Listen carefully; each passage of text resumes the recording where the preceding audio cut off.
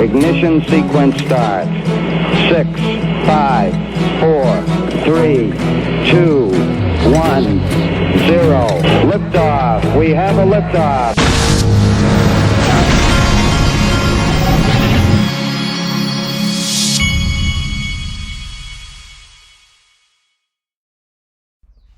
Hey everybody, this is the Digital Asset Investor, and I was just dealing with our dryer went down.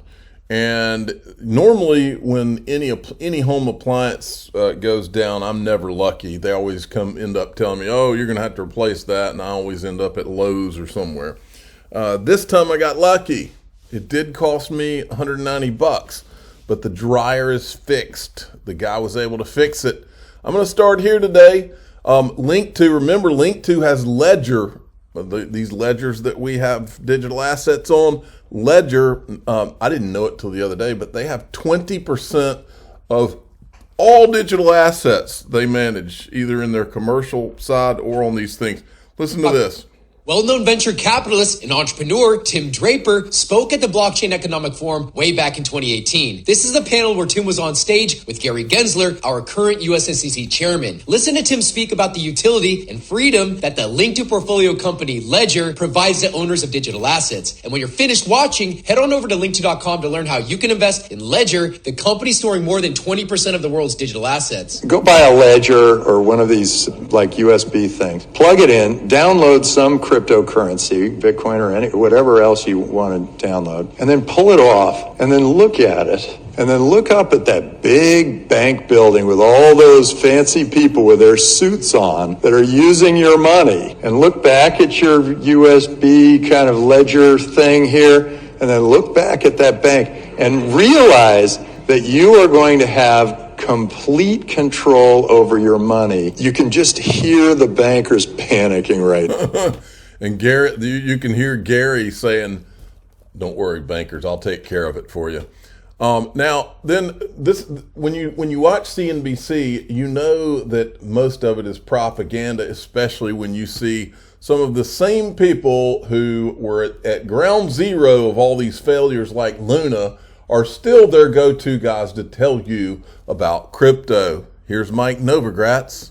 Really hard for people to understand what causes Bitcoin to go from 67,000 back to 16 and now back to 30. But that's what we've seen through the history of Bitcoin.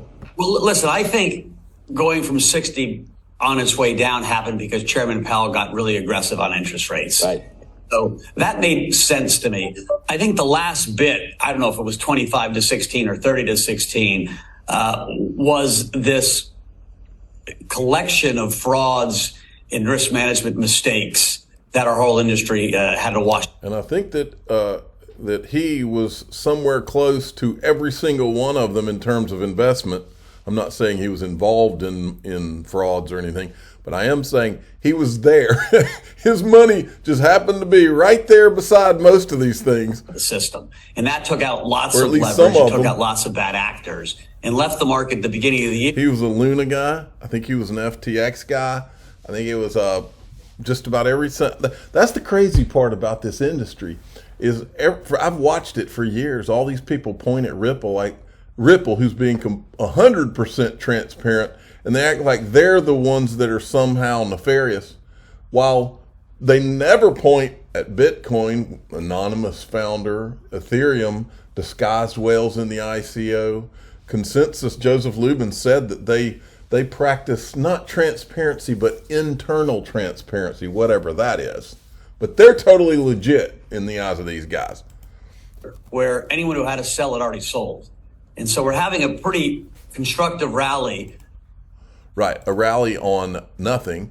XRP's, now CoinDesk is tweeting this out. XRP's technical chart shows a golden cross following a retail-driven price surge of 40% in 4 weeks. But then they had to put some rain on the parade a little bit. A closer look at the market orders for XRP suggests large investors or whales sold into the rally. So they have to do that. Now, the biggest news out there is X. Elon Musk is finally going to convert Twitter into his dream, which is X. And remember, he has an obsession with X. Twitter Inc. is now X Corp. The company for mimetic everything, that's his words. This was some kind of it was U.S. District Court amended rule disclosure statement. Don't tread on us, LLC, a Florida limited liability company versus Twitter. But anyway, it's showing that they are now, they've converted this company into what's called X Corp. eGrag Crypto pointed out that Mark Phillips had said, Twitter's now X Corp, remove the CO, what do you have, XRP? And he's just joking there. Don't get too serious about it.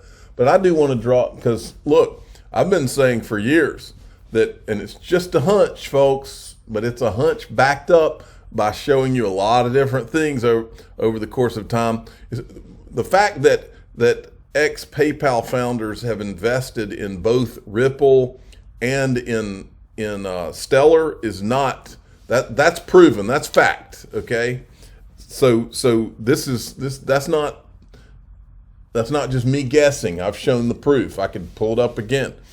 So piecing it all together for me, folks, piecing it all together, I've got this hunch that this X.com thing, somewhere in it is XRP, XLM, or both. Somewhere in it, it's just my hunch, This is Peter Thiel back in 1999. Network. And that's the kind of choice governments like China, India, some of these other countries are going to face. They will either have to shut down the telecommunications network and make it illegal for you to own a cell phone, or they will have to basically give up the kind of monetary sovereignty they've had and the enormous power that they've been able to wield as a result of this kind of sovereignty over the last many years. And I think this process is already full-fledged. The dollarization worldwide is going to be accelerated enormously by the technology. Now, the second thing is a little bit more, and the enormous power that they've been able to wield as a result of this kind of sovereignty over the last many years. And I think this process is already full-fledged. The dollarization worldwide is going to be accelerated enormously by the technology. Now, the second... Did he just say dollarization or de-dollarization? ...theme is a little bit more speculative, and that is that getting rid of money altogether, going from digital dollars, from any kind of government-backed currency to purely private currencies. And what a private currency, or what private money, I think, fundamentally means is that there is no medium of exchange. You exchange value for value rather than exchanging value for something the government says has value for value. And whenever you have this intermediate step of the government saying something has value, that's where you have the subterfuge, the sort of legerdemain come in, the game of musical chairs, where every now and then a chair gets pulled out, and it turns out that you're the one holding a dollar bill that's all of a sudden become worth a little bit less. And the kind of exchange of value for value, the classic model would have been some sort of a barter model. That obviously has enormous transaction costs associated with it. These transaction costs go down in a digital age. And the kind of model that I think is the most likely to take place is one where you have other kinds of financial instruments that are very liquid. The one I would cite in the UML disagreement, it's a disagreement on emphasis, is I don't think the big fights on this are going to be fought in Washington, D.C.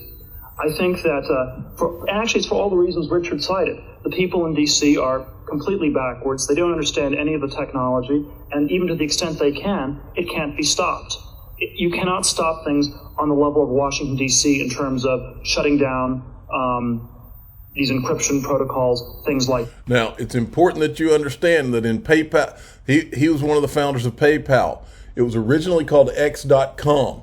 This was, and I said this was planned long ago. PayPal Galactic announced in 2013, then nobody ever heard anything about it again, but that was about the same time that Ripple pops up, or OpenCoin, and then Ripple. Same year, Thiel's Founders Fund invests in Ripple, and there was literally an article. It was to build a better Bitcoin, okay, which became the Internet of Value. This guy right here, Luke Nosek, is one of the original PayPal founders. Listen to what he says the original vision for PayPal was. Many people don't know this, but the mission of PayPal was to create a global currency that was independent of interference by these corrupt cartels of banks and governments that were debasing their currencies. Okay, then you got this. This is Elon Musk when he's describing what his vision is for X. Okay. Now, I want you to take, and then what I did is after you hear his vision, I take you back to 2019. Greg Kidd, who was one of the first 10 people at Ripple, early investor in Coinbase, early investor in Uphold, early investor in Twitter, and friend to Jack Dorsey. Okay, this is the same guy that I interviewed, Greg Kidd. And Greg Kidd said that he found out about Ripple at a poker game, and it was like Moses coming down. Okay? Now, here's what Elon Musk said, and I also want you to remember something else. Do you remember when that person that disappeared off Twitter or disappeared off social media, it was Steemit, I believe, Kendra Hill said that there was a deal with Amazon, and Amazon has 5 billion XRP. Well, this is all just me speculating, but let's just, part of what Elon Musk says in this clip is about the X.com app would be the app for everything, including where you would buy things. If you, just ask yourself this question while you're listening, if you were going to incorporate a place in your app, it's an everything app, where you could buy everything, what is the one store on the planet Earth that you would have brought into that app to buy things? It would be Amazon. And that's what Kendra Hill said a long time ago. And look, like I said, this is just me. This is just purely me piecing all this together. I could be 1,000% wrong, but I think I'm at least a large percentage right. Listen to all of this, and you're going to hear Greg Kidd at the end of it. Well, I think it would be, I'd like to, have this sort of long-term vision for something called X.com from way back in the day, which is kind of like a sort of like an everything app, where it's just maximally useful. It does, payments, so it provides financial services, provides information flow, really anything digital, and also provides secure communications. So really I think be as useful as possible, as entertaining as possible, and also to be like a source of truth. So I'm betting on the new forms of wallets, new forms of messaging that go with those. So I believe in the future, young people, and those young people get older. I'm not sure why you won't have a super app, which is just messaging on steroids. Messaging that's also your wallet, messaging where there's bots, and you can buy things you want to do. You don't really have to leave that messaging app. So instead of having 100 apps on my phone, this one is music, the other one is words, the other one is money. So I'm investing in the pieces of that infrastructure. If you think about it, the things you need to get to that world is you need messaging rails, you need identity, because you got to do it compliantly. You need a ledger to keep track of everything. You need a ledger. You need a wallet to get access to the money. And because we still live in a card-based world, you need cards. In other markets, you need Q. Just as a side note, Greg Kidd was involved in creating the card through Uphold not too long ago, where you could earn XRP. Remember that?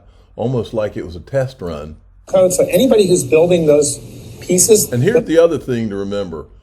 Back in a couple of years ago, Weetzay Win had a XRP tip bot when there was no tip bot on Twitter, but he had an XRP tip bot, and I always wondered if that was also a test run. The picks and shovels of the next world that I'm expecting to live in, and so I'm investing in picks and shovels. So with Global ID, you can currently download an app, do basic attestations like prove you control a phone number, prove that the information on your government ID is valid. You can confirm that you control certain social media accounts.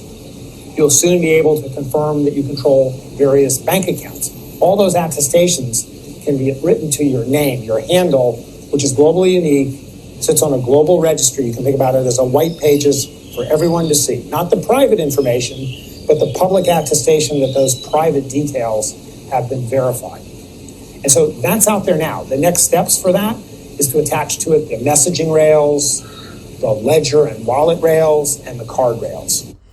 There you go. Check this out. Central Bank of Montenegro plans to develop a CBDC pilot alongside blockchain provider Ripple. Wonder what they would build that on. And then Anthony Welfare from Ripple, he says, excited to share that the Ripple CBDC team will be collaborating with the Central Bank of Montenegro on a pilot project for creating a CBDC, or national stable coin. All right, I think I'm going to stop there. I'm the digital asset investor. I'm not an investment advisor. This is for entertainment purposes only. Please subscribe, hit the like button, tell your friends and family that Montenegro has just joined the party. Thanks for listening.